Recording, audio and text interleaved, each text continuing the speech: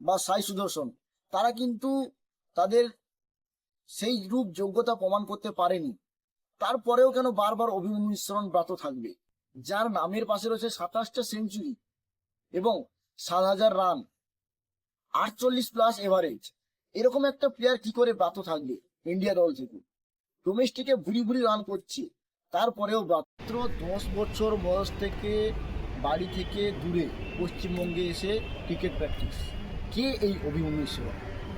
নমস্কার, আপনারা দেখছেন স্পোর্টস আপডেট, আর আমি রয়েছি আপনাদের সাথে শুভঙ্কর। আজকে জেনে নেব অভিমন্যু ঈশ্বরন নিয়ে অনেক অজানা কথা।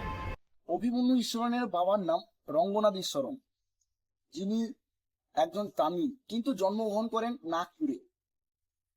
রঙ্গনাথ ঈশ্বরন একজন ম্যারাথন দৌড়বাজ ছিলেন এবং সাথে ক্রিকেট ক্লাবে প্র্যাকটিস করতেন, ক্লাব ক্রিকেটার ছিলেন। তার ক্রিকেটের প্রতি ছিল অগাধ ভালোবাসা। তার জন্য তিনি 1988 সালে অভিমন্যু একাডেমি গঠন করেন, যা মহাভারতে অভিমন্যু নাম অনুযায়ী। অভিমন্যু অর্থাৎ বর্ন উইথ ট্যালেন্ট। এরপর 1995-তে অভিমন্যু ঈশ্বরনের জন্ম হয় 6 সেপ্টেম্বর। ক্রিকেটের একাডেমিটা যেটা ছিল, ওর নাম সন্তানের নাম রাখেন অভিমন্যু ঈশ্বর। মাত্র 6 বছর বয়স থেকেই অভিমন্যুর ক্রিকেটের প্রতি প্যাশন দেখে তিনি অভিমন্যুকে ক্রিকেট একাডেমিতে ভর্তি করান এবং নিজের শহর দেরাদুনের বাইরে তাকে প্র্যাকটিস করতে পাঠায়, দিল্লি, গুরগাঁও।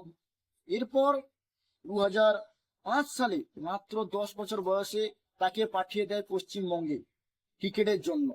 কারণ পশ্চিমবঙ্গে গ্রুপ এজে যে স্ট্যান্ডার্ড আছে সেটা খুব ভালো। তার জন্যই মাত্র 10 বছর বয়সে বাড়ি ছেড়ে অভিমন্যু ঈশ্বরন চলে আসে কলকাতা। পশ্চিমবঙ্গের কোথায় জানেন? বনগাঁ। বনগাঁর অপু স্যার নির্মাল্য সেনগুপ্তর কাছে প্র্যাকটিস করে এবং ওর বাড়িতে থেকেই প্র্যাকটিস করে। ওই সময় ওর সঙ্গে আসে অভিষেক রামন, দুজনে একসাথে প্র্যাকটিস করে। অপু স্যারের কাছে প্র্যাকটিস করাকালীন স্কুল ক্রিকেট থেকে ছোট ছোট ক্লাব ক্রিকেটে দাপিয়ে খেলে বেড়ায় অভিমন্যু ঈশ্বরন। আন্ডার 15-এ 48 ম্যাচে 2700 রান করে অভিমন্যু ঈশ্বরন। এরপর আন্ডার 16-এ অভিমন্যু ঈশ্বরন বিজয় মার্চেন্ট ট্রফিতে মাত্র 5 ম্যাচে 522 রান করে, সাথে ছিল 3টি সেঞ্চুরি। 2011 সালে অভিমন্যু ঈশ্বরন অপু স্যারের থেকে প্র্যাকটিস করার পরে বালিগঞ্জ ইউনাইটেড ক্লাবে যুক্ত হয়। এরপর 2013 সালে 18 বছর বয়সে বেঙ্গল ক্রিকেটে ফার্স্ট ক্লাস ক্রিকেটে অভিষেক ঘটে অভিমন্যু ঈশ্বরনের ইউপির বিপক্ষে। যদিও এই ম্যাচে বেশি রান করতে পারেনি, একটা ইনিংসে 10 রান আর একটা ইনিংসে করে 27 রান। ভালো রান তো না করলেও কিন্তু আগাম পূর্বাভাস দিয়ে দিচ্ছে যে আসছে অভিমন্যু ঈশ্বরন। এরপর 2015 সালে মধ্যপ্রদেশের বিপক্ষে লিস্ট এ ক্রিকেটে অভিষেক হয় অভিমন্যু ঈশ্বরন। এরপর 2017 সালে টি-20 ক্রিকেটে অভিষেক হয় অভিমন্যু ঈশ্বরন। ফার্স্ট ক্লাসে অভিষেক হওয়ার পরেও ব্যাটে রান আসতো 60, 70, 80, সেঞ্চুরি কিন্তু হতো না। 2017-18 রঞ্জি মরশুমের পর অভিমন্যু ঈশ্বরন সিলেক্ট হয় ইন্ডিয়া এ দলের হয়ে। অভিমন্যু ঈশ্বরন কিন্তু ছিল রাহুল দ্রাবিড়ের ফ্যান। ভাগ্যক্রমে ওই সময় ইন্ডিয়া এ দলের কোচ ছিল রাহুল দ্রাবিড়। এরপর রাহুল দ্রাবিড়ের সাথে অভিমন্যু ঈশ্বরনের বার্তালাপ হয় এবং জিজ্ঞাসা করে তার কি করা প্রয়োজন। তখন রাহুল দ্রাবিড় তাকে বলে যে তোমার ফোকাস করা উচিত ম্যাচে, কি করলে তোমার ম্যাচ শক্তিশালী পজিশনে দাঁড়াবে তোমার দল, নাকি যখন 60-70 রান হয়ে যাবে তুমি বোলারকে ডোমিনেট করা শুরু করবে। এই কথাটা ভালোভাবে বুঝতে পেরেছিল ইন্ডিয়া এ দলের হয়ে খেলার পরের মরশুম অর্থাৎ 18-19-এ রাহুল দ্রাবিড়ের কথা মাথায় রেখে যে ইনিংসগুলো খেলে এই মরশুমে অভিমন্যু ঈশ্বরনের ব্যাটে আগুন জ্বলে ওঠে। ব্লকবাস্টার মরশুম খেলে 6 ম্যাচে 11 ইনিংসে 861 রান করে, যেখানে ছিল 3টা সেঞ্চুরি। এলাইট গ্রুপে 4th হাইয়েস্ট রান ছিল অভিমন্যু ঈশ্বরনের। 2019 সালে শ্রীলঙ্কা এ দলের বিপক্ষে 233 রান করে এবং এই ম্যাচটি ভারত এ দল জেতে। তারপর দলীপ ট্রফিতে ইন্ডিয়া রেডের হয়ে ফাইনাল ম্যাচে 133 রান করে ইন্ডিয়া রেডকে দলীপ ট্রফি জেতায়। এখন অনেকের মনে হতে পারে যে অভিমন্যুর বাবার অনেক টাকা আছে, নিজের স্টেডিয়াম আছে, তার জন্য হয়তো বাড়তি সুবিধা পেতে পারে, কিন্তু না, ব্যাপারটা তার সেরকম নয়। অভিমন্যুকে এই কোশ্চেন যখন জিজ্ঞাসা করা হয়, অভিমন্যু তখন স্পষ্টভাবে জানিয়ে দেয় যে আমার যেটা আছে সেটা আমি বদলাতে পারি না।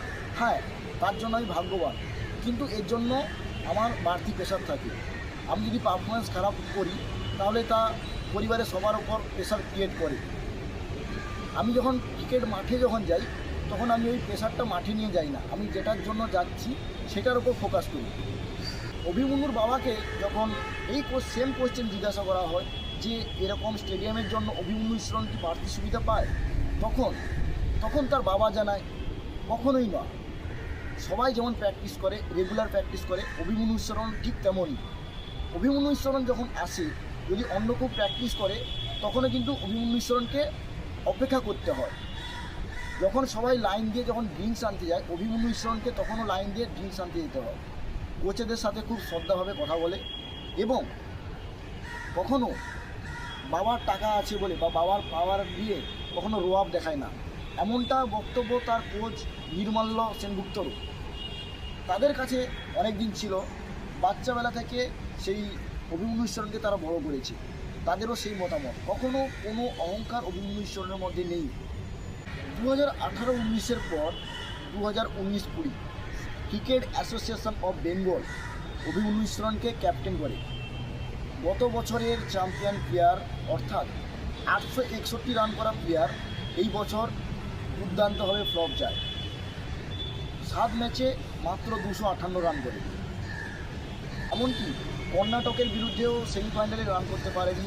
ফাইনাল যেটা সৌরাষ্ট্রের বিরুদ্ধে হয়েছিল সেই ম্যাচেও রান করতে পারেনি অভিমন্যু ঈশ্বরন। তার জন্য 2020 সাল অর্থাৎ 2006 সালের পর আবার বেঙ্গল ফাইনালে ওঠে 2020 সালে। সেই ম্যাচে কিন্তু বেঙ্গল জিততে পারেনি। ঠিক যখনই এমন সিচুয়েশান, তারপরেই এলো করোনা ভাইরাস। তো সেই বছর 2020-21 মরশুমে রঞ্জি ট্রফি ক্যান্সেল করে বিসিসিআই। এরপর 2021 সালে ইংল্যান্ডের বিপক্ষে WTC ফাইনাল খেলার জন্য স্ট্যান্ড বাই প্লেয়ার হিসেবে নাম আসে অভিমন্যু ঈশ্বরনের।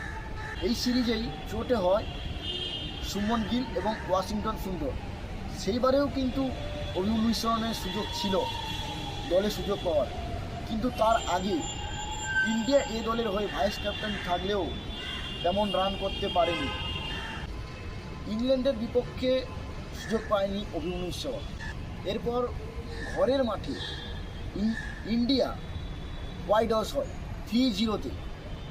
এর পরবর্তী মরশুম আসে 2024-এ বিজিটিতে রোহিত শর্মা জানিয়ে দেয় যে প্রথম টেস্টে তিনি অ্যাভেলেবেল থাকবেন না।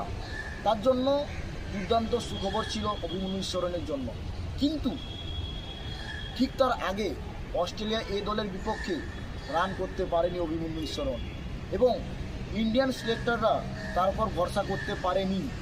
তার জন্য নিয়ে এলো দেবদূত পাডিক্কালকে। কারেন্টলি যে ইংল্যান্ড ভার্সাস ইন্ডিয়া সিরিজ চলছে, এখানেও কিন্তু অভিমন্যু ঈশ্বরনের দারুণ সুযোগ ছিল দলে অভিষেক হওয়ার, কিন্তু তার আগেও প্রথম ম্যাচে 2 হাফ সেঞ্চুরি করলেও বাকি ম্যাচে কিন্তু ভালো পারফরমেন্স করতে পারেনি।